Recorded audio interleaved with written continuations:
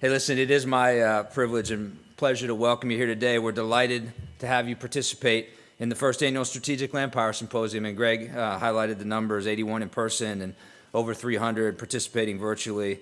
And the fact that you're taking your time out of the busy schedules to be part of this, I think, speaks to the great potential that the next 3 days offer for us here. And, you know, just as a shameless plug for the War College and what we're trying to do here as a thought leader, you know, this will be one of what I expect within another year will be 4 key conferences or symposiums that anchor around, I think, golden threads here at the United States Army War College.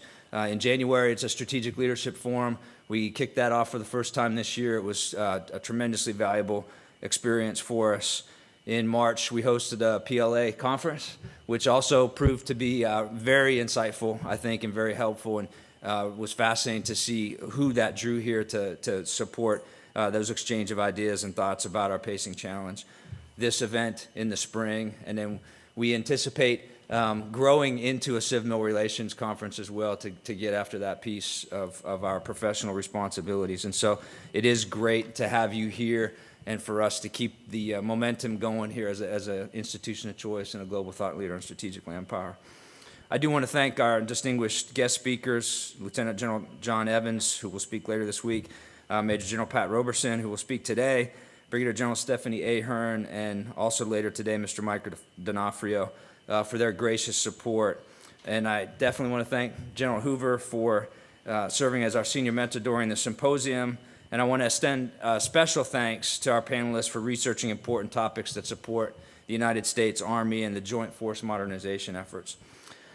We definitely look forward to hearing from a wide variety of participants this week. And this includes our guests in the audience and online, to include several allied and partner general officers.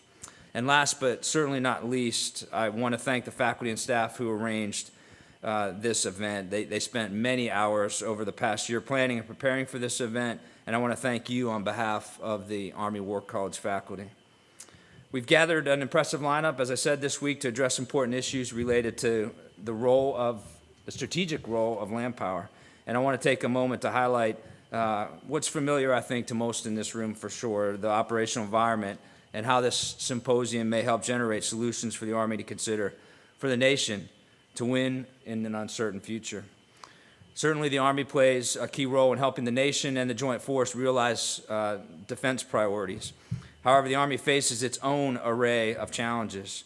China and Russia continue to fight for influence in key regions around the globe. They seek to limit U.S. ability to build relationships that enhance deterrence and support international norms. Along with their state and non-state actors, Russia and China has significantly increased operations short of armed conflict in what some have termed hybrid warfare or gray zone warfare, or gray zone operations. China, Russia, Iran, and others have expanded their anti-access and aerial denial systems to contest and deter force deployments in those regions. And these defenses operate across all domains and contest operations and our ability to operate. Further compounding matters, adversaries have capabilities to threaten the economy, transportation, infrastructure, troop readiness, and limit our ability to project power. Russia's invasion of Ukraine shows that cutting-edge technology like drones, cyber and information warfare, and artificial intelligence can play a significant role on the modern battlefield. However, some of the timeless requirements help to force the effects beyond the individual sum of the components. Masters of professionalism, sustainment, protection, training and leader development, and command and control will likely remain attributes of superior forces. In addition to winning in combat, the Army has renewed its emphasis on cooperation and competition to set the conditions for the joint force to succeed in conflict. As a critical part of the land power community, it's our job to determine, collectively our job, to determine how land power can help the nation achieve its strategic objectives and overcome future challenges.